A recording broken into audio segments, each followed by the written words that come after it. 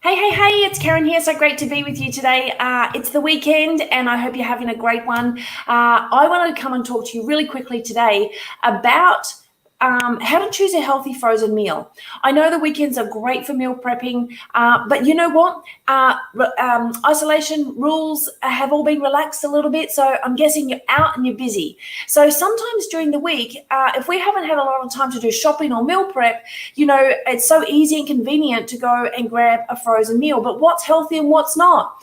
Well, some are unhealthy, believe it or not. So I wanted to give you a guide today just on giving you some tips on what makes up a healthy frozen meal. And for sure, they're convenient. One of the things that we do know, there's good and bad about having frozen meals, but one of the things we do know is that often they don't contain a lot of the veggies, which then doesn't have fiber. So there are certain things that you can definitely do, and I'll give you some tips at the end, that you can have that will make it a little bit better.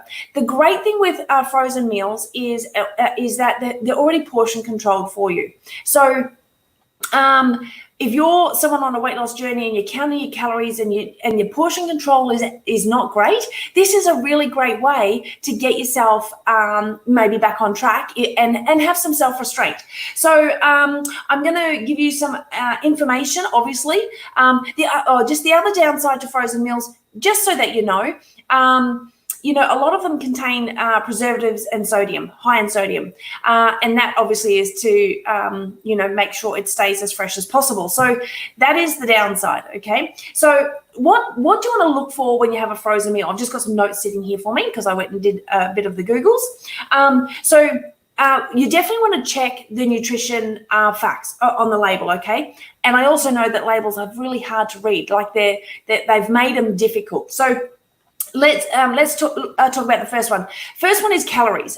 Quite clearly, we want to make sure we have a calorie controlled diet, okay? So it's calories in, calories out. That's basically how we lose weight. And one of the things with frozen meals, most of them are designed for single person use, but some of them are too high in calories. So you're looking for something, depending on your meal plan. You're looking for something about 350 to 500 calories. Now, if you're on a diet plan, what I find, most people will try and find ones that are around 200 calories. The problem with that is you'll eat it and then you'll be hungry not long after. And guess what happens? We go to the cupboard, we go to the fridge, and we keep eating more and more. So that's really not going to help you, okay? So around 350 to 500. The 400 mark is generally great. But again, it depends on what, a calorie plan you're on. If you don't know, reach out to me. I'll help you out with that, no problem. The second thing you want to look for is protein. What is the protein content of that frozen meal? Now, again, we want to make sure we've got sufficient protein in the meal to keep us fuller for longer. That's what it does. That's one of the things it does. It does a lot of things, but that's one of the things it does, right? So you want, the minimum you're looking for is about 15 grams of protein. If you can find something around 20 to 25, much better, okay? And again, protein is something we need to have all throughout the day, and you want to be able to consume it throughout the day to keep you fuller for longer, and that's one of the main benefits of protein. The next one is something I already talked about, which was sodium. So you want to make sure that the sodium is definitely on the lower end. On my little guide here, the most healthiest is around 120 milligrams or less. I'll be honest, it's going to be hard to find.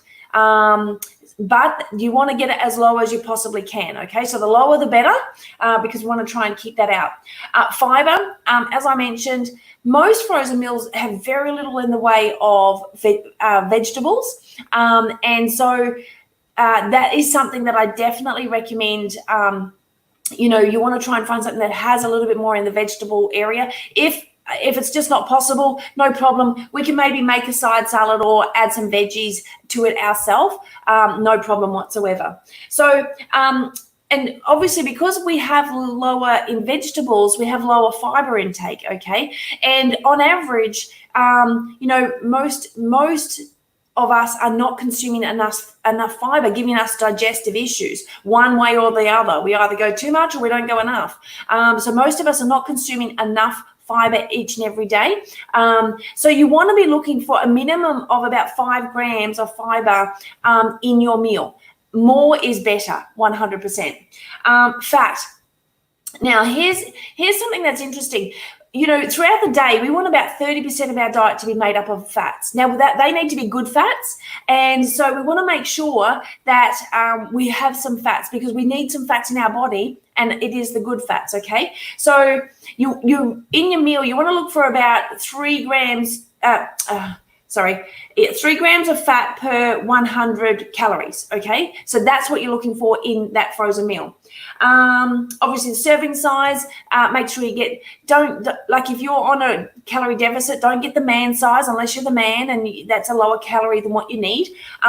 Just make sure that you understand that most.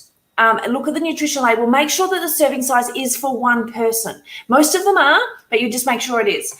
And here's the biggie, right? So many people think that because the label has a claim on it, vegetarian, organic, fat-free, gluten-free, doesn't necessarily mean it is. It may be, but it doesn't necessarily mean it is. And so, you know, a big one is the heart health tick. Doesn't necessarily mean it's completely healthy for you. So just check the label to make sure, and just as much as you can, try and understand those nutrition facts as you can. They do make it difficult, I will say. But, you know, as I said, if you have low vegetables in your frozen in your frozen meal, just add that side salad, get some more of those vegetables, those fruits into you, so that you can increase the fiber intake. It will also help with filling you up. I know it's going to add a little bit more to the cleanup and a little bit more effort, but it will be worth it. And here's the great thing. Those little plastic containers that you get, save them. They're really great for portioning out your own meals further down the track. So when you know, if you do end up meal prepping, you've got those little containers there all ready to go. Now, I do have a pocket-sized nutrition little guide that you can stick in your little purse or your wallet.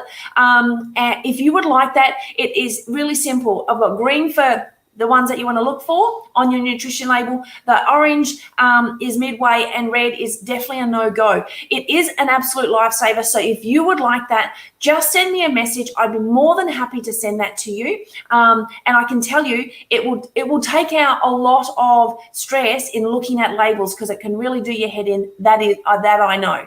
So thank you so much for joining me today. I really appreciate it. Have a great weekend. I'll talk to you soon. Bye for now.